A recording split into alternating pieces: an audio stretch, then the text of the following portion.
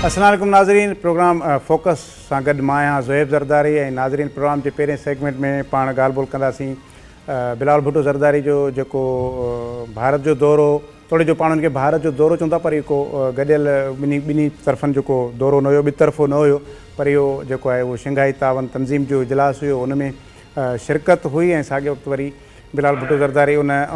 खां पोइ ॾे पहुतो त वरी चीन जो जेको हममनसब आहे उहो बि पाकिस्तान पहुतो ऐं उनजी बिलावल भुट्टो ज़रदारी साहिब सां मुलाक़ात थी, गॾियल प्रेस कॉन्फ्रेंस बि थी ऐं उन सां गॾोगॾु हिन वक़्तु जेको अॼु वज़ीर आज़म शहबाज़ शरीफ़ बर्तानिया जे दौरे ते पहुतल आहे ऐं उते उन शहज़ादे चार्ल्स जी जेका ताजपोशी थी आहे उन तक़रीब में शिरकत कई आहे, पाकिस्तान जी नुमाइंदगी कई आहे। त हीअ जेके ॿ ॾींहं 3 ॾींहं आहिनि, इहे माना पाकिस्तान जो जेका सफ़ारती मामला आहिनि उन जे हवाले सां इंतिहाई अहम ॾींहं आहिनि। गुज़िरियल ॾींहुं परॾेही वज़ीर इंडिया वियो ऐं वरी वज़ीर आज़म साहिबु बर्तानिया वियल आहे, वरी चीन जो हममनसब हिते पहुतल आहे। त इन सां कहिड़ी क़िस्म जी तब्दीली अची सघनि थो, ख़ासि तौर ते जेको कलोको जेको इवेंट आहे भारत में जेको गोवा में थियो आहे, त उन सां हिन ख़िते में कहिड़ियूं मुस्बत तब्दीलियूं जूं कहिड़ियूं पॉज़िटिव पाण उमेदूं करे सघूं था, केतिरी हिन में बहितरी अची सघे थी, या इन सां गॾोगॾु जेका ख़ुदि बिलावल भुट्टो ज़रदारी जो जेको उते दौरो आहे सफ़ारती लिहाज़ सां उहो पाण केतिरो कामयाबु थी सघूं था, छाकाणि त हिकिड़े पासे इंडिया जी मीडिया उन ते ज़रूरु तनक़ीद करे पई, या वरी हिते असां वटि बि हिकिड़ी पार्टी आहे उन ते तनक़ीद करे पई, पर बाक़ी ओवरऑल जेको आहे सो उन जो पॉज़िटिव माण्हुनि जो रिस्पॉन्स आहे त ॾाढो कामयाबु रहियो। पर इन ते असां सफ़ारती तजियो मालूम कंदासीं। ज़फ़रुल्लाह शेख साहिबु अॻूणा सफ़ीर आहिनि, असां सां गॾु टेलीफोन लाइन ते मौजूदु आहिनि। शेख साहिबु अस्सलाम वालेकुम। वालेकुम अस्सलाम। शेख साहिबु, पाण पहिरियां ॻाल्हि कयूं जेका शंघाई तावन तंज़ीम जे इजलास जी, त उन में बिलावल भुट्टो ज़रदारी साहिब जी शिरकत ऐं ॿिया जेके परॾेही वज़ीर आया, तव्हां छा था सम्झो त उन जी हिन मौजूदा सूरत हाल में केतिरी अहमियत आहे ऐं उहा पंहिंजे हिन ख़िते में उनजो केतिरो जेको आहे सो मुस्बत उन सां उनजो हिकिड़ो फ़ाइदो मिलंदो हालतुनि खे बहितर करण में या मुस्बत तब्दीली जे हवाले सां? महिरबानी। हक़ीक़त में जेको तव्हां पहिरियों ॻाल्हि कई ॾाढी सही तव्हां ॻाल्हि कई। बेसिकली हीअ विज़िट जेकी का बायोलेटरल विज़िट न हुई। असांजे केतिरा ई हिते पाकिस्तान में इलाही मीडिया में बि कुझु शयूं आयूं, ॿियनि बि काफ़ी माण्हुनि स्टेटमेंट्स ॾिनियूं, तॾहिं हिंदुस्तान छो थो वञे, हिंदुस्तान न पियो वञे, हिंदुस्तान जी ॻाल्हि न आहे, हिकु हिंदुस्तान जे इन्विटेशन ते कोन पियो वञे। हीअ इन्विटेशन SCO जी हुई ऐं SCO जे कॉन्फ्रेंस में अटेंड करण लाइ पियो वियो ऐं उते हुनजी गोवा में जेकी मीटिंग हुई, so it was not a meeting with the invitation of Indians for a bilateral meeting, it was basically the invitation जेकी हुई त SCO मीटिंग में। तव्हां बिल्कुलु इहा ॻाल्हि सही कई। नंबर 1 पहिरियों त इहा क्लियर ॻाल्हि हुजे त हीअ विज़िट जेकी हुई इंडिया जो दौरो न हुयो, इहो शंघाई तंज़ीम जे मीटिंग में। नंबर 2 जेको आहे, एतिरनि सालनि खां पोइ असां SCO जो जेको जेकी इम्पोर्टेंस आहे हिन ते सॼो ॻाल्हाइबो त इलाही टाइम गुज़री वेंदो। इहा हिकिड़ी उहा इहा ऑर्गेनाइज़ेशन आहे जेकी रीजनल पीस ऐं सिक्योरिटी ऐं सॼियूं जो मैटर्स खे उन्हनि जी प्रायोरिटी के काफ़ी मुल्क जा मेंबर्स आहिनि, जंहिंमें रूस बि आहे, चाइना बि आहे, सेंट्रल एशियन स्टेट्स बि आहिनि, पाकिस्तान आहे, इंडिया आहे ऐं इवन अमेरिकन सप्लाई कयो ऑब्जर्वर स्टेटस जे लाइ। त चवण जो मतिलबु हिन जी इम्पोर्टेंस इन करे आहे कि बेसिकली ही जेको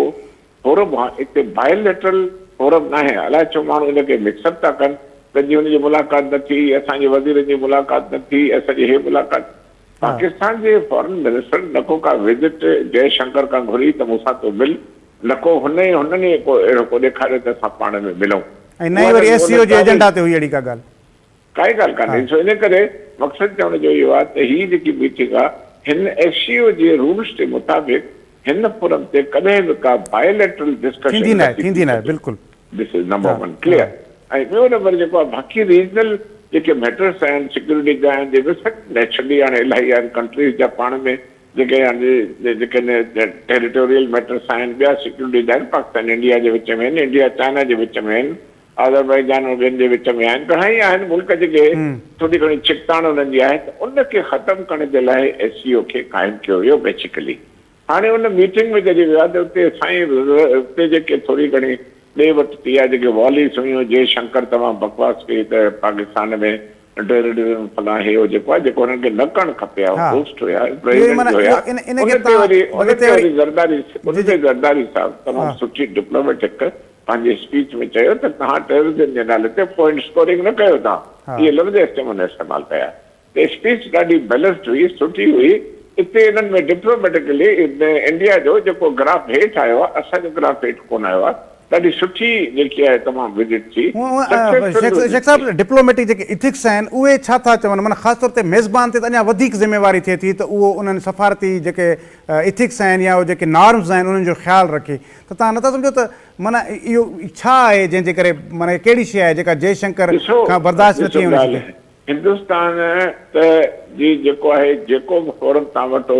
हिंदुस्तान काई बि कसर कोन छॾी आहे पाकिस्तान खे बदनाम करण जी। असां वरी बि लिहाज़ रखंदा आहियूं, असां वरी बि चवंदा आहियूं त ॻाल्हियूं कयूं, विहूं कयूं, जेको आहे कश्मीर जे इशू ते ॻाल्हायूं, मसइला हल कयूं। असां चवंदा आहियूं पीस ते ॻाल्हायूं, पर हिंदुस्तान कॾहिं अहिड़े क़िस्म जो असांखे नियापो कोन ॾिनो आहे, न को का वोट ॾिनी आहे। इन करे ही जेके ॾिसो न जयशंकर कहिड़ा किना लफ़्ज़ ॻाल्हाइनि हुते, इन जे लाइ डिप्लोमेटिकली कंहिं बि हिनखे एप्रिशिएट कोन कयो आहे। हाणे तव्हां जेको कयो चाइनीज़ जो फॉरेन मिनिस्टर असांजे पाकिस्तान छो आयो आहे? छो जो उते बायोलेटरल मीटिंग न पई थी सघे टेक्निकली। हीअ जेकी आहे असांजे चेहरा जे हुन चयो त ठीकु आहे असां बायोलेटरल मीटिंग कंदासीं पाकिस्तान में, इन करे चाइना जो फॉरेन मिनिस्टर हिते आयो आहे। हीअ मीटिंग हाणे जेको हुनजो आफ्टर बाथ आहे या जेको कुझु ॻाल्हाइण ॿोलाइण थींदो या पाकिस्तान ऐं चाइना जे फॉरेन मिनिस्टर जे विच में, हीअ basically this is a bilateral meeting. अच्छा, इन बायोलेटरल मीटिंग खे तव्हां कीअं था ॾिसो? केतिरो हूंदो पाकिस्तान जे लाइ? ॾिसो, यूएन जी हुजे, सिक्योरिटी काउंसिल हुजे या एससीओ हुजे, साइड लाइन्स ते मीटिंग्स थी सघनि थियूं, पर नॉट द बायोलेटरल मीटिंग। सही ॻाल्हि आहे। हाणे हुते पाकिस्तान जे फॉरेन मिनिस्टर जी रूस जे फॉरेन मिनिस्टर सां हुन सां मुलाक़ातूं ॿियनि सां थियूं आहिनि। उहे साइड लाइन मीटिंग्स आहिनि, उहे बायोलेटरल आहिनि। साइड लाइन मीटिंग उहे बायोलेटरल आहिनि। लो, मां हाणे डिप्लोमेटिकली टेक्निकली शब्द सही ॿुधाए रहियो आहियां। साइड लाइन्स जी meetings are not bilateral meeting. ऐं उन्हनि जी ऑफिशियली काई बि लिखत विखत कुझु बि न थींदी आहे, इहे डिस्कशन्स थींदियूं आहिनि। बसि हुन में हुनजा नुमाइंदा वेहंदा हिक ॿिए साम्हूं छा था ॻाल्हाइनि, पंहिंजे इंट्रस्ट लाइ छा था ॻाल्हाइनि, उहो उनखे साइड लाइन चवंदा आहिनि। बाक़ी फॉर्मल न हूंदी आहे। फॉर्मल में बाक़ाइदा मिनट्स थींदा, उनजो रिकॉर्ड थींदो आहे, कम्युनिके बि इशू थींदी आहे, कॾहिं थींदी आहे कॾहिं न थींदी आहे, प्रेस जे साम्हूं बि ईंदा आहिनि, इहे उनखे हिनखे चवणो बायोलेटरल। अच्छा शेख साहब, थोड़े जे बायोलेटरल जुलाई ॾिसो न, जुलाई में वरी हाणे हेड ऑफ दी स्टेट्स वेंदा, उते असांजो प्रेसिडेंट वेंदो या कोई वेंदो, इहा ई मीटिंग उते थींदी, साईं अहिड़े क़िस्म जूं हूंदियूं। ऐं हिन जेकॾहिं एससीओ जी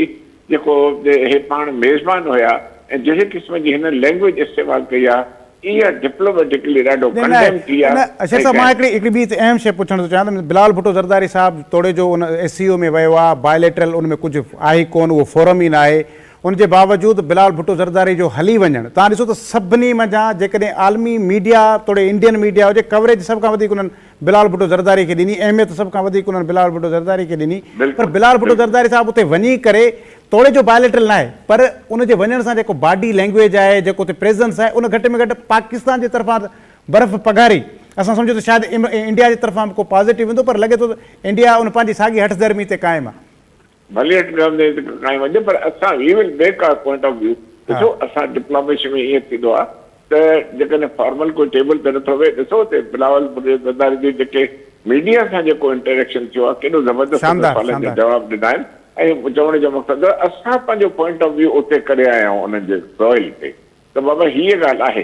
तव्हां हे शयूं करे रहिया आहियो, सभु कुझु करे रहिया आहियो, ऐं असां तव्हां वटि तव्हांजे हिते अंदरि हिते घिरी अची करे मीडिया जे साम्हूं इन करे असांजे बिलावल भुट्टो ज़रदारी जेको आहे सुठो हिकिड़ो फोरम हुयो, जिते हिन खुली ॻाल्हाए असां पंहिंजो मौक़फ़ पंहिंजो पेश कयोसीं। सही। अच्छा शेख साहब, जेको चीनी परॾेही वज़ीर बि हिते आहे, बिलावल साहिब सां मुलाक़ात बि थी आहे, प्रेस कॉन्फ्रेंस हुननि जी थी आहे, त तव्हांखे छा थो लॻे त ज़ाहिर आहे असांजो चीन ऐं पाकिस्तान जी हिकिड़ी पंहिंजी दोस्ती जी हिकिड़ी तमामु वॾी तारीख़ आहे, त इन 70 साल ते तक़रीबन तारीख़ आहे, त अॼु जो जेको दौरो आहे उहो तव्हां सम्झो था त जेके कुझु प्रोजेक्ट्स रहियल आहे या का थोरी घणी इमरान ख़ान जी हुकूमत में जेका पाकिस्तान ऐं चीन जे विच में का बेइतमादी या का अहिड़ी शयूं का थोरी का विथी पैदा थी, त अॼु उनखे ख़तमु करण में काफ़ी मदद मिली वेंदी। थोरी घणी काथे थी, इमरान ख़ान त सॼो मोकारो करे छॾियो पाकिस्तान जो, पॉलिटिकली त मोकारो कयईं, इंस्टीट्यूशन जो त मोकारो कयईं। हे त हिकिड़ो बॉलर हुयो जंहिं हिकु दफ़ो खणी वर्ल्ड कप में इहो कप खटियो। मां पॉलिटिकल माण्हू न आहियां, पाकिस्तानी आहियां, फॉरेन ऑफिस जो माण्हू आहियां। सॼे अमेरिका खे गारियूं ॾिनई, यूरोप खे गारियूं ॾिनई, गल्फ खे ख़तमु कयईं, खे ख़तमु कयईं, हिन तबाह करे छॾियो। अलाए माण्हू हिन जे पोयां छो आहिनि, छॾियो हिन ॻाल्हि खे। मक़सदु अच्छा अच्छा सर उहो जेको ब्रीच हिन विधो बिलावल साहब भला इन 1 साल जे अंदरि उनखे केतिरो कवर कयो आहे सॼी दुनिया सां वरी हिकु भेरो ॾिसो बिलावल साहब इहो ई वीचारो कमु करे पियो ॾिसो न तव्हां अंदाज़ो लॻायो त जॾहिं खां हे फॉरेन मिनिस्टर थियो आहे हिन केतिरियूं विज़िट्स कयूं आहिनि एतिरियूं विज़िट्स वीचारे कयूं आहिनि अमेरिका यूरोप में हेॾे अफगानिस्तान रशिया जिते किथे चाइना तव्हां कंहिं बि लेवल ते ॾिसो बिलावल का कसर कोन छॾी आहे प्रेस सां ॻाल्हाइण हुन सां हिकिड़ो यंग फॉरेन मिनिस्टर थी करे he is the most successful foreign minister I have ever seen ॾिसो ॻाल्हि इहा आहे रुॻो कपिड़नि पाइण सां हुननि हे त वीचारो टाई बि कोन पाईंदो आहे ॻाल्हि इहा आहे त ही त ॾिसो न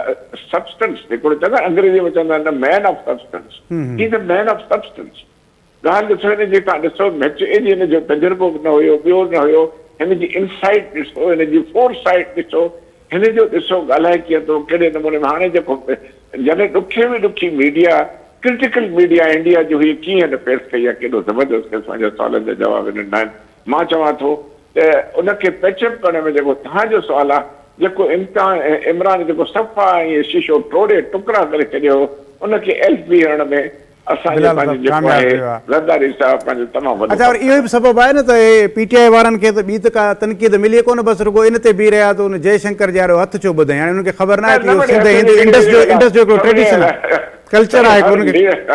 हर लीडर इहो हिकिड़ो डिप्लोमेसी जो हिसो बि ईअं कहिड़ी वॾी ॻाल्हि आहे जॾहिं हिकिड़ो पोइ मीटिंग थी त पंहिंजो मुशर्रफ साहब वञी करे पाण मिलियो वञी प्राइम मिनिस्टर सां ॾिसो ॻाल्हि इहा आहे इहे शयूं जेके आहिनि इहे जेस्चर्स जेके आहिनि इन्हनि में घटि वधाई न थी हाणे ॾिसो सर ही त ट्रेडिशन आहे न पाण खे हथ ॿधी पाण ख़ैरात कंदा त ट्रेडिशन आहे असांजो कल्चर आहे फवाद हुजे केॾी साइज़ थो करे शाह महमूद साहब तारीफ़ थो करे हाणे हे आहे पीटीआई अंदाज़ो लॻायो शाह महमूद साहब चए थो त बिल्कुलु सही आहे हा पाण में नथा ठहनि सही ॻाल्हि आहे हे पार्टी ॻाल्हि ॿुधायो सच ॻाल्हि आहे पीटीआई पार्टी न आहे पीटीआई हिकिड़ो अहिड़ो ग्रुप आहे माण्हुनि जो हुन माण्हुनि जो दिमाग़ जेको आहे तमामु ख़राबु कयो आहे पर सची ॻाल्हि मां त सर पंहिंजे तजनि में चवंदो आहियां इहो ज़ुम्बीज़ जो ग्रुप आहे हिकिड़ो बसि आहे बिल्कुलु सही था चओ वाह जी तव्हां ॻाल्हि कई बिल्कुलु हुनजो ग्रुप जेको आहे पर मां अञा चवंदुसि पंहिंजो भोलनि जो ग्रुप आहे हिकिड़ो हिकिड़ी ॻाल्हि थो करे हिकिड़े ॾींहुं हुन हिकिड़ी ॻाल्हि कई ॿिए ॾींहुं ॿी ॻाल्हि हिकिड़े जहां ते मेंटल जी ॻाल्हि हुजे व्यूअर्स ज़फ़रुल्लाह शेख साहब गुणो सफ़ीर असां सां ॻाल्हि ॿोल करे रहिया हुया बिलावल भुट्टो ज़रदारी साहब जो इंडिया जो दौरो जेको ACO में उन्हनि इजलास में शिरकत कई ऐं तोड़े जो इन हवाले सां बिलावल साहब पाकिस्तान वियो या इंडिया वियो ई न हो त अॻु में ई चई छॾियो हुयो त हीउ जेको हुनजो दौरो आहे उहो सिर्फ़ु शंघाई ताउन तंज़ीम जे इजलास में शिरकत आहे हीउ को ॿितरफ़ो दौरो न आहे हीउ को इंडिया सां कंहिं बि क़िस्म जे डायलॉग करणु न वञी रहियो आहियां पर हीउ ACO जो इजलास आहे ऐं जेको मेंबर मुल्कनि में वारे सां मेज़बानी तहत थींदो रहंदो आहे तंहिं करे भारत बि उनजो मेंबर आहे तंहिंजे करे उनजी हिन दफ़े इहो परॾेही वज़ीरनि जो इजलास उनजी मेज़बानी में थियो ऐं 2026 में जेको उनजो सरबराही इजलास थींदो उहो उनजी मेज़बानी पाकिस्तान कंदो उहो पाकिस्तान में इजलास थींदो त इहो हिकिड़ो बायोलेटरल जेको आहे सो उहो टूअर बिलावल भुट्टो ज़रदारी जो न हो पर उनजे बावजूदि PTI वारनि ख़ामख़ा बेतुकी तनक़ीद कई जॾहिं उन्हनि वटि कुझु बि न मिलियो यानी कि बिलावल भुट्टो ज़रदारी साहब जो उते जेतिरा कलाक हुन उते गुज़ारिया चाहे हुन इंटरव्यूज़ ॾिना ब्रीफिंग्स ॾिनी मीटिंग कई ACO खे जेको ख़िताबु कयो उहो इंतिहाई वज़नदार जटादार ऐं मुकमल तौरु आर्ग्यूमेंट सां भरपूर ऐं पाकिस्तान जो जेको क्लियर केस आहे न सिर्फ़ु उहो रखियो आहे बल्कि भारत जी सरज़मीन ते वेही भारत खे आइनो बि ॾेखारियो ऐं उनजो जेको मकरूह चहिरो आहे उहो बि सॼी दुनिया खे उते ॾेखारियो त जॾहिं PTI वटि कंहिं बि क़िस्म जी तनक़ीद न बची आख़िर में हुननि अची चयो त भई हुन जयशंकर जेको भारतीय परॾेही वज़ीर आहे उनजे ॿाहनि ॿधण जे जवाब में ॿाहूं छो ॿधियूं हुनखे सलाम छो कयो जे तव्हां ॾिसो था त इहो त हिकु त उन भारतीय परॾेही वज़ीर हर मुल्क जे परॾेही वज़ीर खे ईअं ई सलाम कयो ऐं सभिनी उनखे ईअं ई जवाबु ॾिनो पर हुननि त सिर्फ़ु सफ़ारती वैल्यूज़ तहत हथु ॿधी जवाबु ॾिनो पर असांजो सिंध जो या जेको लोवर बेल्ट आहे पंजाब जो उहो हुजे हिंद हुजे इन जे विच में ही ॿाहूं जोड़े सलाम करण वारो दुआ सलाम करण वारो इहो हिकिड़ो कल्चर आहे ऐं इहो PTI जे माण्हुनि खे घटि में घटि जेके सिंध में रहनि था उन्हनि खे त चङी तरह ख़बर आहे तंहिंजे करे उन्हनि खे खपे त उहे पंहिंजे लीडरनि खे ॿुधाइनि त इहो का ग़लति शइ कोन्हे इहा सफ़ारती लिहाज़ सां बि ठीकु आहे ऐं उन सां गॾोगॾु असांजे कल्चर ऐं ट्रेडिशन जे लिहाज़ सां बि ठीकु आहे जेकॾहिं हूअं बि इहा ॻाल्हि साबित थी वञे त जॾहिं मुख़ालिफ़ खे कुझु बि तनक़ीद न मिले त पोइ इहे शयूं थींदियूं कुझु ॾींहं कुझु साल अॻु में जॾहिं आसिफ़ ज़रदारी साहब अफ़गानिस्तान जे दौरे ते सिंधी टोपी पाए वियो त बि उते इहा तनक़ीद कई वई त भई सिंधी टोपी छो पाए वियो आहे ऐं बिलावल भुट्टो ज़रदारी बि हाणे तक़रीबन ॾिसो तव्हां जॾहिं खां परॾेही वज़ीर थियो आहे अक्सर जेके हुन परॾेही दौरा कया आहिनि उन में हुन शलवार कमीज़ पाती आहे, जेको असांजो कल्चरल जेको ड्रेस आहे उनखे उनखे वधीक हू प्रिफेर करे थो उन्हनि में। त मुंहिंजे ख़्याल में इन नंढड़ियुनि शयुनि ते बहस करण जे बजाए PTI के वॾा के दलील खणी अची मुखालफ़त करे, पर भले केॾी बि उनजी मुखालफ़त करे, पर मौजूदा कॉन्टेक्स्ट में हिन मौजूदा हालतुनि में बिलावल भुट्टो ज़रदारी साहब जो जेको SCO जो इजलास में शिरकत करणु ऐं भारत जो दौरो करणु कामयाब तसवुरु कयो थो वञे। डिप्लोमेट्स इन जी साराह पिया कनि, आलमी सतह ते उनखे उनजी मञता कई पई वञे ऐं आलमी मीडिया ख़ुदि भारतीय मीडिया सभ खां वधीक बिलावल भुट्टो ज़रदारी साहब खे कवरेज ॾिनी। आलमी मीडिया बिलावल भुट्टो ज़रदारी साहब जी जेका गुफ़्तगू आहे या जेके इंटरव्यूज़ में हुन जेको ॻाल्हायो आहे उनखे एप्रिशिएट कयो आहे। मुंहिंजे ख़्याल में इहा शइ PTI जे दोस्तनि खां हज़म कोन पई थिए। ख़ैर हज़म थिए या न थिए, पर हक़ीक़त खे केरु झुट जेको आहे उनखे जो इनकार केरु नथो करे सघे। ब्रेक जो वक़्तु आहे, ब्रेक वठूं था, ब्रेक खां पोइ ॻाल्हायूं।